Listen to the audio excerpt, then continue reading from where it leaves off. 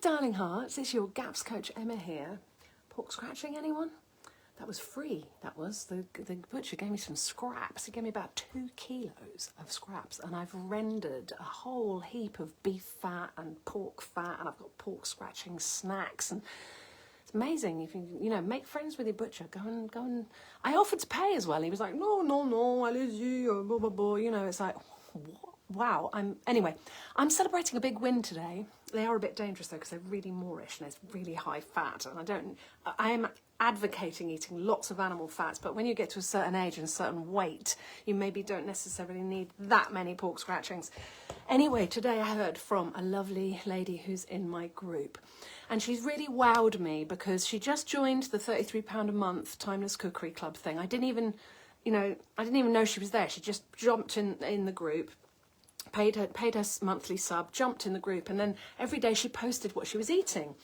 Hello, I'm a newbie and I'm eating this today, you know, and we'd be like, great, go for it, well done, you know, lots of encouragements. And she didn't really ask too many questions. She just watched the videos and got on with it, brought those GAPS principles into her kitchen.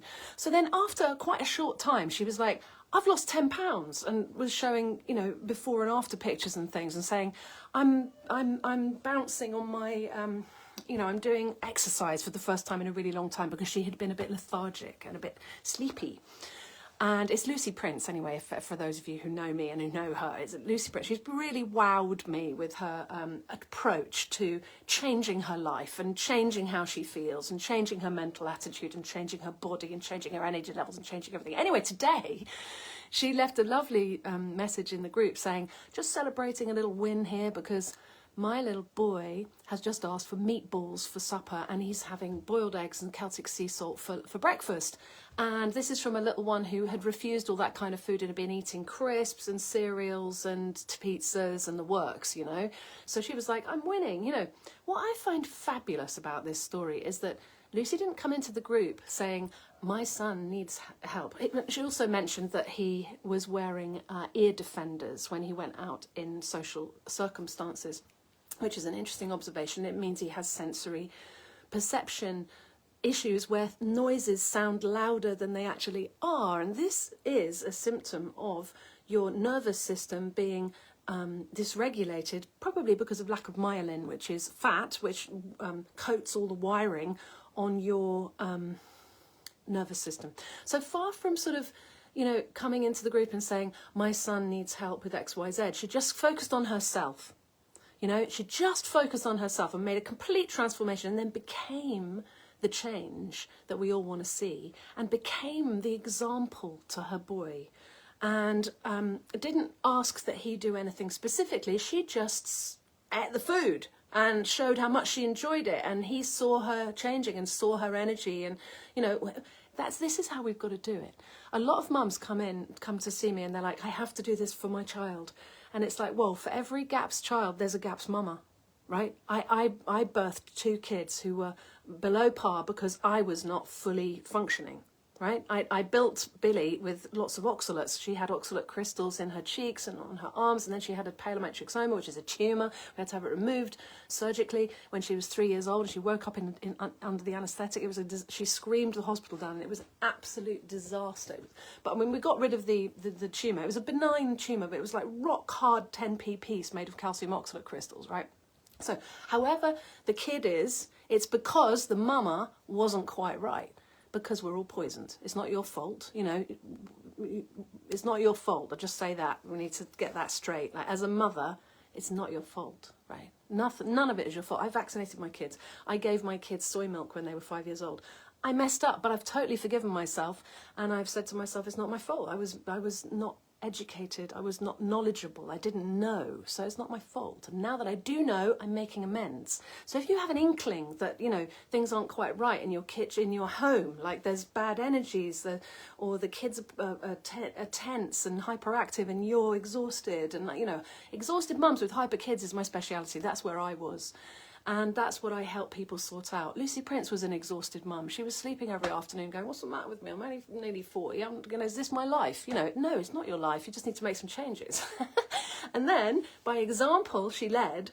And her son is now interacting more intricately in groups, and doesn't bother with his ear defenders anymore, and he's asking for meatballs, and he's got off the crisps and all the rubbish, but by choice, by his choice, because she home eds, which is stupendous and amazing and fabulous, and I highly recommend if anyone can manage to do that.